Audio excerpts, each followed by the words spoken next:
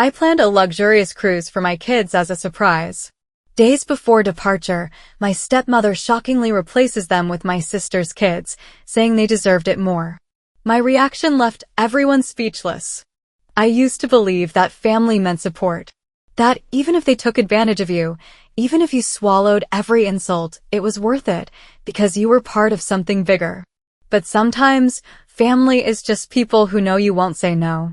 I wiped my hands on the kitchen towel and glanced at the clock. 6:47 p.m. Any moment now, my father and stepmother would arrive, uninvited as always. From the other room, I could hear my kids laughing, arguing, creating their own little world of chaos. They were loud, unfiltered, alive, and that's exactly why my stepmother despised them. They are out of control. You've spoiled them rotten. Her voice still echoed in my mind, though our last argument had been days ago. Do you even discipline them? Or do you just let them run wild? I had clenched my jaw but said nothing. There was no point. She had already decided her truth. Mom, are we really going on the cruise? Liza asked, bouncing on her heels. Grandma said it's going to be amazing. I smiled, tucking a stray curl behind her ear. Of course, sweetheart. You and Max are going to have the best time with Grandpa and Grandma. Just a few more days, and you'll be on that big ship, eating ice cream every day. This cruise was supposed to be special. A vacation just for the kids and their grandparents, something carefree and exciting, something that would give them new experiences while I got a much-needed break. I had planned every detail, paid for everything, and made sure my parents had the best accommodations. They didn't have to lift a finger. All they had to do was enjoy the time with my kids. The front door opened without a knock. Hello, darling, my stepmother's voice rang through the house, saccharine and insincere. My father followed her in, silent as always. He never interfered, never stopped her. I turned, forcing a polite smile. Not today, I told myself. Don't start anything today. Good timing, I said. I was just about to finalize the cruise details. She smiled. A slow, calculated smile, the kind that made my stomach twist. Oh, about that. She started, taking off her coat and draping it over the chair. We had to make a little change. I froze. My fingers tightened around the counter. What change? She sat down, crossing her legs elegantly, like she was about to discuss something trivial, like dinner plans, not something I had spent months planning. We decided that your sister's kids would benefit from this trip more. Silence. I stared at her, the words not fully registering at first. Excuse me? She sighed, as if I was the unreasonable one. Well, after our little disagreement the other day, I realized that your kids really don't deserve this trip. They're too undisciplined. Too much work. And honestly, I thought it would be a good lesson for you. You need to learn how to raise them properly. A flashback hit me like a slap to the face. 3 nights ago. Dinner at my father's house. Max. Liza. Sit down properly. My stepmother's voice rang through the dining room as she scowled at my son, who had simply reached for the breadbasket. They're just excited, I said lightly, trying to keep the peace. Excited? They're uncontrollable. Look at them, she snapped, her perfectly manicured fingers tightening around her wine glass. You've raised them like wild animals. No respect, no discipline. Excuse me? My voice dropped, my patience thinning. You heard me. She set her glass down sharply. You let them do whatever they want. They need structure, rules. Your sister's kids? Now they are well behaved. Polite. They know how to listen. Maybe because they're terrified of their mother, I muttered under my breath. Her eyes flashed. I don't expect you to understand. But I won't sit here and pretend your parenting isn't a disaster. I had forced myself to take a deep breath to keep my temper in check. My father had remained silent, staring at his plate. He never took sides. Not mine, at least. And now, here we were. She had been waiting for this moment. The perfect way to teach me a lesson. A sharp, cold rage spread through my chest. You replaced my children? My voice was eerily calm. She waved a hand dismissively. Oh, don't be dramatic. They'll get another chance. But your sister's kids? They've had a rough year. And, well, they're easier to handle. It's for the best. My father shifted uncomfortably but said nothing. He never did. Something inside me snapped. But I didn't scream. I didn't argue. Instead, I reached for my phone, my fingers steady. "Oh," I said, voice light. "That won't be a problem at all." And with a few swipes, I canceled everything. Every ticket. Every suite. Every excursion. Gone. Her smile faltered. "What? What are you doing?" I slipped my phone back into my pocket and met her gaze. Problem solved. Silence stretched across the room like a drawn bowstring, tight and waiting to snap. My stepmother stared at me, blinking, as if trying to process what had just happened. My father shifted in his seat, his discomfort finally manifesting in a clearing of his throat. "You canceled the trip?" she asked, her voice sharp, disbelieving. I met her gaze evenly. "That's right. But that's ridiculous." She gave a forced laugh, like I had just made a tasteless joke. "The cruise is tomorrow. Do you know how much trouble it was to get everything arranged? What will we tell your sister's kids?" I folded my arms. "Tell them exactly what you told me. That plan's changed." Her mouth opened, then closed. My father sighed heavily. "Come on, honey. Be reasonable. The trip is already paid for." "No, Dad." My voice was ice. "I paid for it. And if my kids aren't going, then no one is." The first flicker of realization crossed his face. "You mean you canceled everything?" "The rooms, the tickets." Every last detail, I confirmed. The color drained from my stepmother's face. "You're being childish." "Am I?" I cocked my head. "Because I seem to remember someone else changing plans without asking. You decided my kids didn't deserve to go. Now no one is going." My stepmother shot up from her chair, her expression darkening with barely restrained rage. "You had no right." "No," I cut in. "You had no right to make that decision. To treat my children like they are less than your precious golden grandchildren. You thought you could teach me a lesson? Well, here's one for you. You don't get to make choices about my generosity." Her breathing was heavy, her nostrils flaring. She turned to my father, waiting for him to jump in, to take her side like he always did. But for the first time in years, he hesitated. His brows furrowed as he looked at me, something dawning on him, something he should have realized a long time ago. "You canceled everything?" he repeated, this time softer. I nodded. "And you're really okay with losing all that money?" I let out a short laugh. "Oh, don't worry. I'm getting a refund." My stepmother's eyes widened. "What?" I reached for my phone again and turned the screen toward them, showing the email confirmation from the cruise line. Full refund. The travel insurance covered cancellations for any reason, and since I booked through my corporate account, I pulled some strings. Every cent is coming back to me. For a moment, the room was dead quiet. Then my stepmother's face twisted with fury. "You." "Me," I echoed, shoving my phone back in my pocket. "I just undid all your work in 2 minutes. Hope it was worth it." "You are so ungrateful," my stepmother hissed, snapping me back to the present. I exhaled slowly. Grateful? For what? For being told my children weren't good enough? For being treated like a second-class citizen in my own family? She marched toward me, jabbing a manicured finger into my chest. "I have done nothing but try to help you." I let out a cold laugh. "Help me." I took a step closer, lowering my voice. "Let's go over what help looks like to you." I counted on my fingers. "You took money from me for family emergencies while my kids went without things they needed." One finger. "You've called me selfish every time I dared to do something for myself." 2 fingers. "You've never once stood up for my children when they were being compared to your better-behaved grandkids." 3 fingers. Her lips pressed into a thin line. "And now, you went behind my back and removed my kids from a trip that I planned, paid for, and organized without even telling me." 4 fingers. I dropped my hand and took a step back. "That's not help. That's control. And you don't have that over me anymore." My father stood abruptly. "Honey, let's just calm down." "No," I said sharply. "I'm done being calm.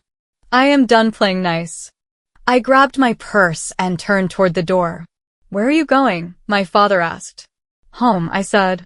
Because unlike some people, I actually want to spend time with my kids. I walked out, slamming the door behind me. And for the first time in my entire life, I didn't feel guilty for leaving them behind. The moment I stepped out of my father's house, my phone exploded with messages. I expected it. My stepmother wasn't the type to take humiliation quietly. I unlocked my phone as I walked to my car, scrolling through the notifications. Missed calls, 3, Dad. Missed calls, 5, Stepmother. New message, Stepmother. You are being ridiculous. Call me back now so we can fix this mess. New message, Stepmother. You will apologize for your behavior. I don't care how angry you are, you will not ruin this trip for your father. New message, Dad. Sweetheart, can we talk? I snorted. Now he wanted to talk? I reached my car, slid into the driver's seat, and locked the doors. My hands were still shaking, not from fear, but from the sheer adrenaline of standing up to them. I placed my hands on the steering wheel, taking a deep breath. And then, just as I was about to put my phone down, another notification popped up. Incoming call, my sister. Oh, here we go. I exhaled sharply and hit decline. 15 minutes later, my sister showed up at my house. I had barely stepped inside when I heard the knock. Not a polite knock. A furious, impatient, fist against wood kind of knock. I closed my eyes, already regretting answering the door. But if I didn't, she'd probably just keep banging until my neighbors called the cops. With a sigh, I swung it open. And there she was. Emily. My perfect, flawless, always right older sister. Her blonde hair was pulled into a sleek bun, her makeup was flawless despite the late hour, and she was wearing one of her designer coats, the kind that screamed money. Are you serious? She snapped before I could even say hello. Nice to see you too, Emily, I said dryly, crossing my arms. She shoved past me, heels clicking against the hardwood as she stormed into my living room. Why the hell would you do that? She demanded, turning to face me. Do what? I played dumb. Her eyes flashed. Cancel the trip. I leaned against the door frame. Oh, you mean the trip that I paid for? That one? Oh, don't start with that, she groaned. Mom said you overreacted. You know how she is. She didn't mean anything by it. I laughed. Emily's lips pressed into a thin line. What's so funny? You standing there, acting like this is just some tiny misunderstanding. Like I should just accept it and move on. Because you should, she huffed. It's just a vacation, for God's sake. You made it a bigger deal than it needed to be.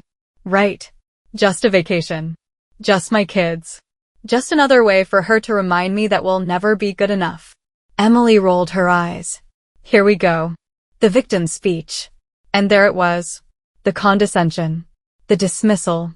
The same thing she'd done our entire lives. You always do this, she continued, throwing her hands in the air. You make yourself the victim in every situation, like the whole world is against you.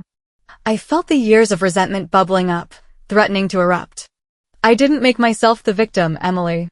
Mom did that for me when she decided my kids weren't worthy of a trip that I paid for. She never said they weren't worthy. She called them undisciplined. Out of control. Too much work. Emily hesitated. Just for a second. She didn't mean it that way, she finally muttered. Of course she did, I said flatly. And you know it. She exhaled through her nose, clearly trying to keep herself calm. Look, just fix it. Rebook the trip. Let the kids go. Don't let this turn into some big family war. Too late, I said simply. Emily's jaw clenched. You know what? Forget it, she snapped, turning toward the door. I should have known you wouldn't be reasonable. You never are. I let her reach for the doorknob before I spoke. By the way, Em? She turned, glaring. What? I smiled coldly.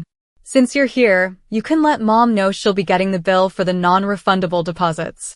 For the first time, real panic crossed her face. Wait, what? What deposits? Oh, you didn't think everything was refundable, did you? I tilted my head. The excursions? The VIP dinner? The upgraded suites? Those were special requests I added just for them. And those? They're non-refundable. Her mouth opened, then closed. How much? She asked, suddenly cautious. I grinned. 12,000. Emily paled. You're lying. You really want to test that theory? I pulled up the confirmation emails on my phone and showed her the balance. Her hand flew to her mouth. Oh my God. Mom is going to lose it. Oh, I know, I said, enjoying every second of this. Emily turned toward the door, fumbling for her phone. Wait until she hears about this, she muttered, already typing frantically. Oh, tell her one more thing, I added sweetly. Emily sighed. What now? I smiled. Next time she wants a free vacation, she can book it herself. And with that, I shut the door in her face. That night, as I tucked my kids into bed, I felt something I hadn't felt in years. Not regret. Not guilt. Relief. For the first time, I had set a boundary.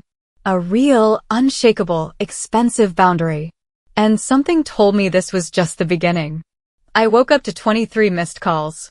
15 from my stepmother. 5 from my father. 3 from my sister. I let out a slow breath, already knowing exactly what kind of storm was waiting for me. Sure enough, the moment I unlocked my phone, the messages flooded in. Stepmother, I hope you're happy. Your father is heartbroken. I don't know how you can live with yourself after what you did. Stepmother, your sister's kids were excited. Imagine how they feel now. You don't just hurt me, you hurt innocent children. Do you even care? Stepmother, I hope you're ready to explain this to Dad when he calls. I told him everything. Sister, Mom is livid. She's talking about taking legal action. Are you out of your mind? Sister, just fix it. It's not too late. Dad, sweetheart, please call me. We need to talk. I rubbed my temple, already exhausted, and it wasn't even 7 a.m. yet. And then, just as I was about to put the phone down, another notification popped up. Incoming call, Dad. I hesitated, then sighed and answered. Hi, Dad. Sweetheart. His voice was tired, like he had aged overnight. Can we talk? We're talking. A pause. Look, I know you're upset, but was canceling the entire trip really necessary? I closed my eyes briefly, pinching the bridge of my nose. Dad, she removed my kids from a trip I paid for without telling me. What exactly did you think was going to happen? He sighed. I just think maybe you overreacted. Overreacted. I repeated slowly, my tone dangerously calm. Dad, if someone had done that to Emily's kids, would you be saying that? Another pause. That's not the point. It's exactly the point. My voice sharpened. You've spent years letting her walk all over me. You always say you don't want to get involved, but what that really means is you don't want to stand up to her. It's not that simple, he muttered. It is. You just don't want to deal with the fallout. Silence. For the first time, I heard him exhale shakily, like the weight of this conversation was finally settling on his shoulders. Your stepmother, she just wanted to do what was best for the family. I laughed, but there was no humor in it. No, Dad. She wanted to do what was best for her version of the family.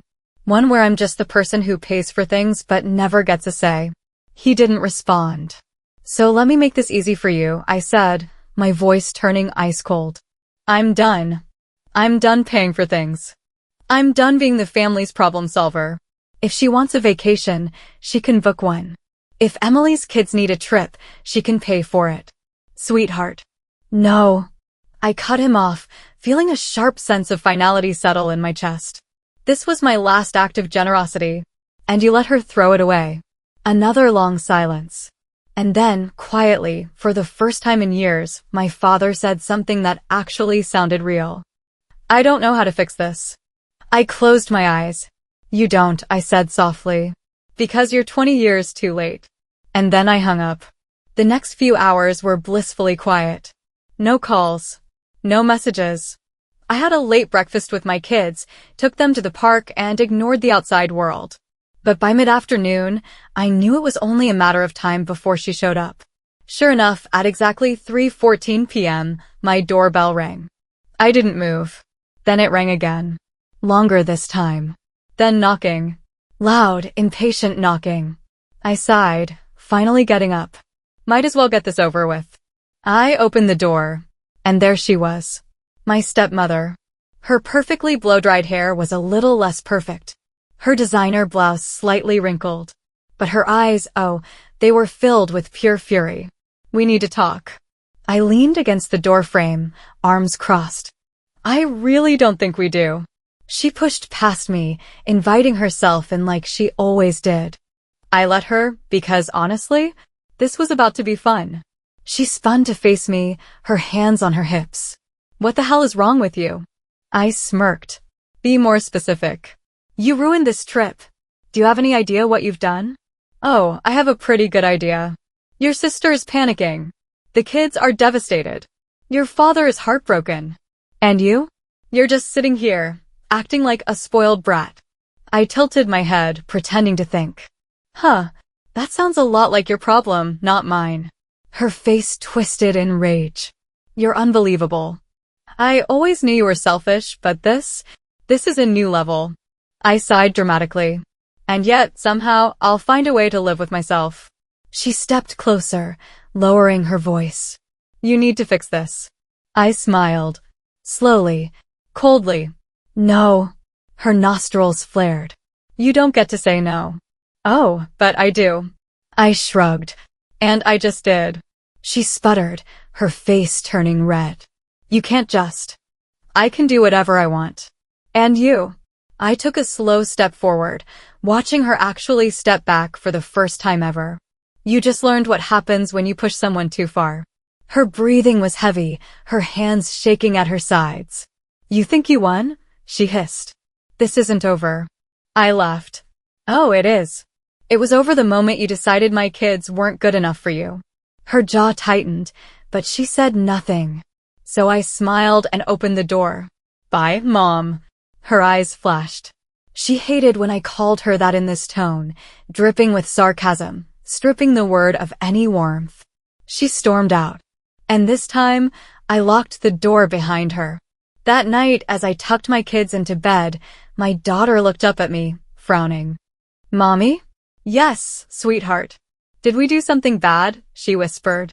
"Is that why we're not going on the trip?" My chest tightened painfully. I brushed her hair back gently. "No, baby," I said softly. "You didn't do anything wrong." She looked at me for a long moment. Then she nodded and rolled over, hugging her stuffed bear close. And as I stood there, watching my children sleep, I felt something shift deep inside me. This wasn't just about revenge anymore. This was about protecting them. And if that meant burning every last bridge to keep them safe from this family, then so be it. The silence after my stepmother left felt different this time. It wasn't heavy with guilt. It wasn't suffocating with regret. It was peaceful. For the first time in my life, I had said no, and I meant it. I sat in my living room, staring at my phone, waiting for the next round of attacks. But something told me I wouldn't have to wait long. Sure enough, not even an hour later, my phone buzzed. "Incoming call, Dad." I exhaled slowly, debating whether to let it go to voicemail. Then, almost immediately, another notification popped up. "Incoming call, Stepmother." Then another. "Incoming call, Emily." I rolled my eyes. They were desperate now. And desperate people? They made mistakes. I let them all go to voicemail. But Emily wasn't one to give up easily. Within seconds, my phone vibrated again. New message, Emily. Pick up the phone. Mom is losing it. Dad's freaking out. You need to undo this now. New message, Emily. She's talking about getting lawyers involved. I smirked. Oh, this just keeps getting better. I tapped my fingers against my knee, thinking, they wanted to play dirty? Fine. I'd show them how dirty I could get. I opened my email, scrolling until I found what I was looking for. A contract. A fully executed contract. I clicked on it and let the text sink in, smiling to myself. Oh, they were going to hate this. Flashback. 2 months ago. That's a lot of money, my coworker Ryan had said, staring at my screen. I know, I muttered. You sure you want to put it all toward the cruise? It's for the kids, I said automatically. But something nagged at me. And your stepmother? You trust her with this. Ryan raised an eyebrow. I hesitated. No, I didn't trust her. Not even a little. Then protect yourself. He shrugged. Get something in writing. A contract. Make it official. I stared at him. A contract? Yeah, a simple one. Just something that says they agree to certain conditions since you're paying for it all. If they break the agreement, they owe you. A slow grin spread across my face. Ryan, I said, you're a genius. Present day. I clicked forward on the email and sent it directly to Emily. It took 30 seconds for my phone to ring again. Incoming call, Emily. This time I answered. What the hell is this? She screeched before I could even say hello. I smiled, settling back into my couch. That, dear sister, is a legally binding agreement. You can't be serious. Oh, I am. You're actually making Mom pay you back? She agreed to my terms when she let me cover the entire trip, I said simply. She accepted my money. She signed a contract. And now? Now she's in breach of that contract. So, yes, she owes me. Silence. Then, in a lower, angrier tone, Emily whispered, Mom is going to lose her mind. She should have thought of that before screwing me over. Emily took a slow breath, trying to keep her voice steady. Okay. Let's just be reasonable. Maybe we can work something out. Oh, now you want to negotiate? I asked, amused. Look, we can figure this out without lawyers, right? She said quickly. Maybe Mom can pay you back in installments? Or maybe you can just... No. What do you mean no? I mean no, Emily. My voice hardened. Mom always gets away with this crap. She manipulates. She twists things. She does whatever she wants, and you and Dad let her. Well, I'm not playing anymore. She owes me money, and she's going to pay it. Emily was silent. For the first time in her entire life, she didn't have a comeback. You're serious, she finally muttered. Dead serious. You'd actually sue her over this? If she pushes me? Yes. Another long silence. This is going to destroy the family, Emily said quietly. No, Emily, I said, calmly, coldly, finally free. This family was already broken. I'm just done pretending it wasn't. And then I hung up. That night, I opened a bottle of wine, curled up on my couch, and waited. For the fallout. For the meltdown. For the moment my stepmother realized she wasn't in control anymore. And sure enough, at exactly 9:02 p.m., my phone exploded with calls. Dad. Emily. Stepmother. I didn't pick up. Because this time, I was done. After canceling the cruise and confronting my stepmother, I'm faced with a tough decision. Pursue justice in court or seek a peaceful resolution. Reddit, did I make the right choice by standing up for myself? Should I go to court, or is it better to try and reconcile?